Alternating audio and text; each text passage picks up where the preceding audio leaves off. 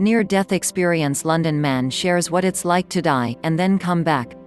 Adam Tapp was 35 years old when he died. A paramedic in London for 15 years, Tapp was doing some woodworking in his shop on February 28, 2018 when, as he says, he got a little cavalier with a wood etching device. The device arced into his hand and electrocuted him.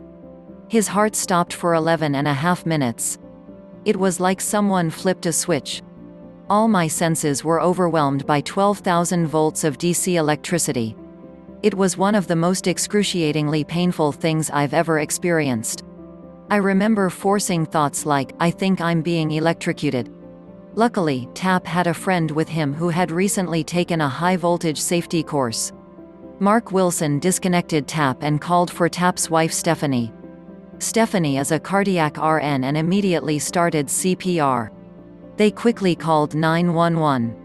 The ambulance showed up and two of his fellow paramedics drilled a hole into his shoulder bone for drug access. They gave him epinephrine and defibrillated him twice before bringing him back to the land of the living. Tapp didn't wake up for 6 hours, and when he did, he was in the ICU intubated, which he says is a strange way to wake up.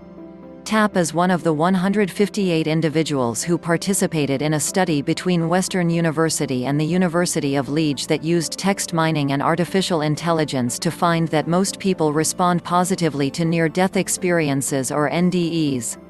While the sample size is small, researchers feel the text mining approach will only increase in validity as more narratives are collected from survivors of NDEs.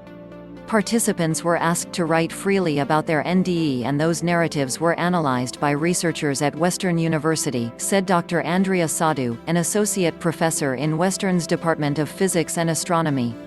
The idea was to try to extract information from the text in a very quantitative way, without any bias, using a technique called text mining, said Sadhu.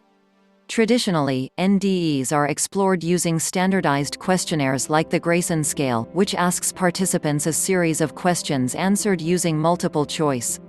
The problem, Sadhu said, is it is a potentially biased approach that may skew recollections.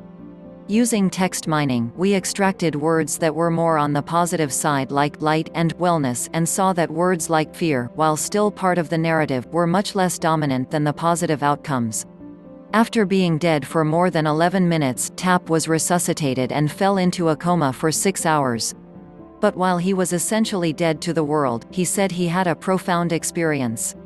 All of a sudden, I just woke up in a place that seemingly I'd always been. It was black and it kind of seemed like space, said Tapp.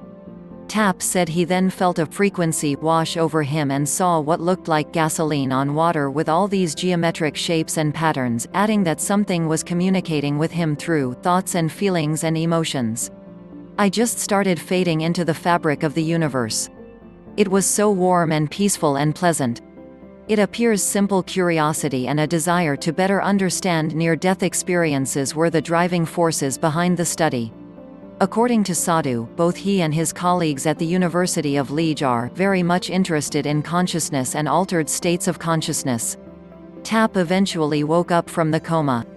He asked how long he had been out, and said if he was told it had been 30 years, he would have believed it.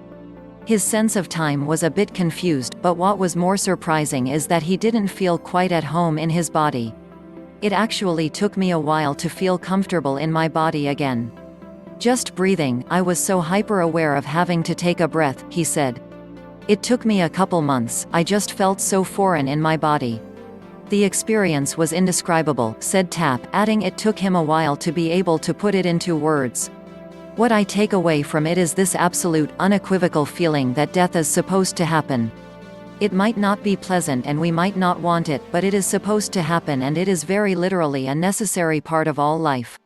As fearful as these moments are for people, it's not necessarily a bad thing. It's actually deeply beautiful. Thanks for watching. Please click the subscribe button.